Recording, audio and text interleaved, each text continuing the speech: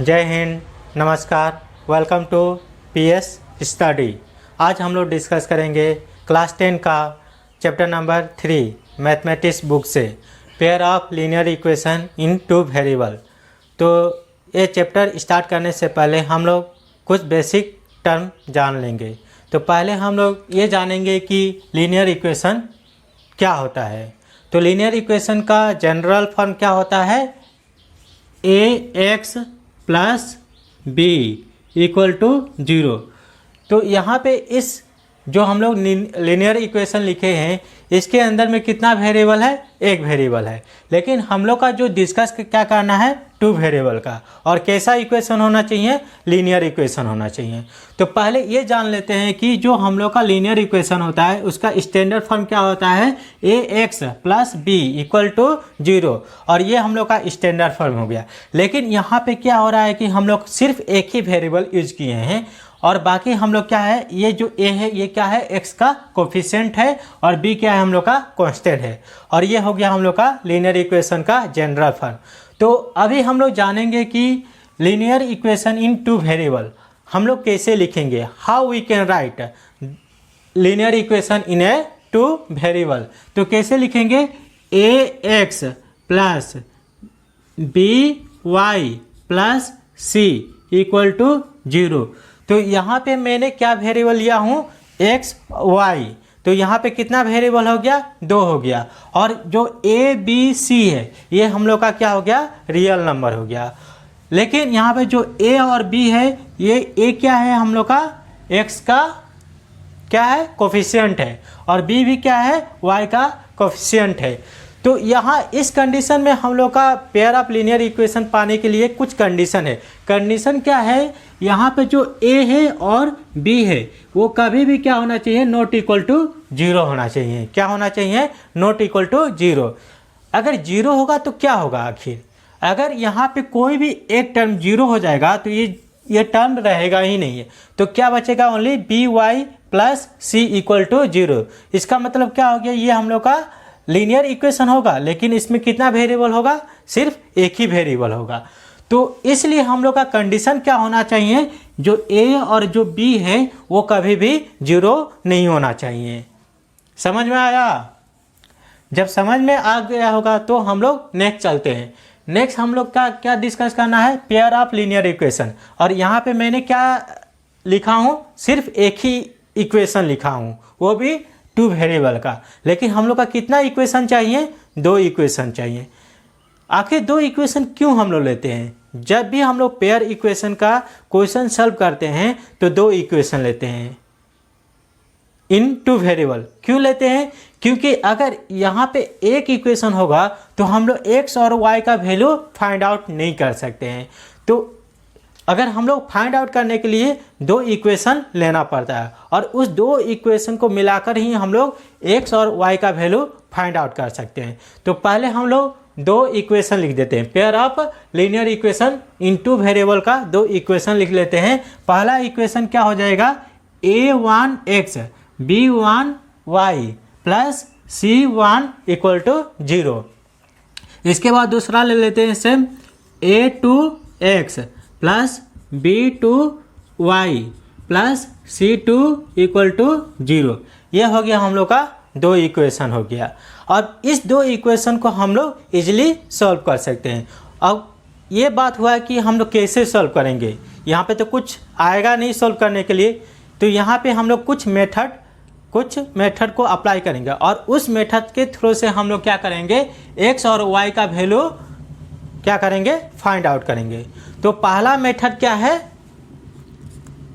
Graphical method. तो यहाँ पे जो पहला मेथड है ग्राफिकल मेथड है। तो ग्राफिकल मेथड हम लोग उसमें कैसे फाइंड आउट करेंगे? तो पहले हम लोग का कुछ कंडीशन होता है। तो ये जो कंडीशन हम लोग जो बनाते हैं वो कहाँ से बनाते हैं? ये जो हम लोग का 2 इक्वेशन दिखाई दे रहा है उसी से बनाएंगे। कहाँ से बनाएंगे? ये 2 pair of linear equation two variable का दिया गया है उसी से हम लोग कंडीशन बनाएंगे। कंडीशन क्या होगा? यहाँ से a1 लेंगे। क्या लेंगे? जो हम लोग का कंडीशन 1 होगा उसके लिए a1 by a2 not equal to B1/B2। अगर ये कंडीशन होता है, क्या होता है, ये कंडीशन होता है, तो इस कंडीशन में क्या होता है कि हम लोग का जो ग्राफ ड्रॉ करेंगे वो क्या होगा, एक दूसरे को इंटरसेक्ट करेगा। यहाँ पे दो लाइन होगा, क्योंकि दो इक्वेशन है तो दो लाइन होगा, और दो लाइन क्या होगा, एक दूसरे को इंटरसेक्ट करेगा। जब इंटरसेक्ट करेगा तो कितने पॉइंट पे इंटरसेक्ट करेगा, सिर्फ एक ही पॉइंट पे इंटरसेक्ट करेगा, और जहाँ पे इंटरसेक्ट करेगा वहाँ पे हम लोग का क्या होगा, सॉल्यूशन होगा। तो यहाँ पे एक ही पॉइंट पे क्या होगा, इंटरसेक्ट करेगा, और इसलिए क्या होगा, इसका एक ही सॉल्यूशन होगा, और उसको हम लोग क्या बोलते हैं, यूनिक सॉल्यूशन बोलेंगे। क्या बोलेंगे, यूनिक सॉल्यूशन बोलेंगे। समझ में आया? जब समझ में आ गया होगा तो इसका सेकेंड कंडीशन समझते हैं। तो सेकेंड कंडीशन क्या है, सेकेंड कंडीशन ये है कि अगर A1/A2 equal B1/B2 equal C1/C2, अगर यहाँ पे तीनों क्या हो रहा है कि इक्वल हो रहा है, ये इसका इक्वल हो गया और ये इसका इक्वल है, माने एक दूसरे से तीनों क्या होगा, इक्वल होगा। जब इक्वल होगा तो क्या होगा कि दोनों लाइन एक ही के ऊपर जाएगा। क्या होगा, दोनों लाइन एक दूसरे के ऊपर जाएगा। तो जब दोनों लाइन एक ही के ऊपर में जाएगा तो क्या होगा, कोइंसाइड हो गया। क्या हो गया, कोइंसाइड हो गया। जब कोइंसाइड हो गया तो मतलब क्या हो रहा है, ईच एंड एवरी पॉइंट पे क्या हो रहा है, कोइंसाइड ही हो रहा है। क्या हो रहा है, कोइंसाइड हो रहा है। यहाँ पे भी कोइंसाइड होगा, यहाँ पे भी, यहाँ पे भी, यहाँ पे, जहाँ तक ले जाएगा वहाँ तक ले क्या हो जाएगा, कोइंसाइड हो जाएगा। तो इसलिए इसका क्या होगा, मेनी सॉल्यूशन। क्या होगा, मेनी सॉल्यूशन। तो इसको हम लोग इस कंडीशन में हम लोग बोल सकते हैं कि इन्फाइनिटी मेनी सॉल्यूशन होगा। कितना सॉल्यूशन होगा, इन्फाइनिटी मेनी सॉल्यूशन होगा। थर्ड कंडीशन क्या है हम लोग का, A1/A2 equal B1/B2 not equal C1/C2। अगर हम लोग ऐसा कंडीशन मिल जाता है A1/A2 इक्वल B1/B2, ये दोनों इक्वल होगा, पर ये इसका इक्वल नहीं होगा और ये इसका इक्वल नहीं होगा। थर्ड वाला क्या होगा, इक्वल नहीं होगा। तो इस कंडीशन में हम लोग क्या बोलेंगे, और इसका जो ग्राफ होगा वो कैसा हम लोग का निकल के आएगा, दोनों लाइन क्या हो रहा है, एक दूसरे का पैरेलल है। क्या है, पैरेलल। जब पैरेलल होगा तो यहाँ पे क्या होगा, दोनों लाइन कभी भी इंटरसेक्ट नहीं करेगा। जब इंटरसेक्ट नहीं करेगा तो यहाँ पे हम लोग का कोई भी सॉल्यूशन नहीं मिलेगा। तो इसीलिए इस कंडीशन में क्या होगा, नो सॉल्यूशन। क्या होगा, नो सॉल्यूशन। तो इस कंडीशन, अगर ऐसा कंडीशन निकल के आता है तो हम लोग का जो pair of linear equation in two variable का जो इक्वेशन दिया रहेगा उसका सॉल्यूशन नहीं होगा। और अब हम लोग नेक्स्ट मेथड के बारे में पढ़ेंगे। ग्राफिक मेथड डिस्कस करने के बाद में हम लोग का जो नेक्स्ट मेथड है वो क्या है, एल्जेब्रिक मेथड। तो एल्जेब्रिक मेथड के अंदर में हम लोग क्या करते हैं, दो मेथड को एक दूसरे के ऊपर में क्या करते हैं, अप्लाई करते हैं, और अप्लाई करके उसको हम लोग क्या करते हैं, सॉल्व करते हैं। तो यहाँ पे हम लोग का तीन मेथड है। पहला कौन सा मेथड है, सब्स्टिट्यूशन मेथड है, दूसरा क्या है, एलिमिनेशन मेथड है, और थर्ड क्या है, क्रॉस मल्टीप्लिकेशन मेथड है। तो यहाँ पे तीन मेथड है, और एक पहले में हम लोग डिस्कस किए हैं वो क्या था, ग्राफिक मेथड।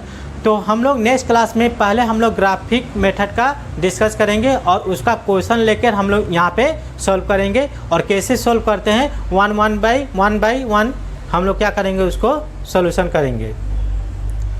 एक मिनट रुको।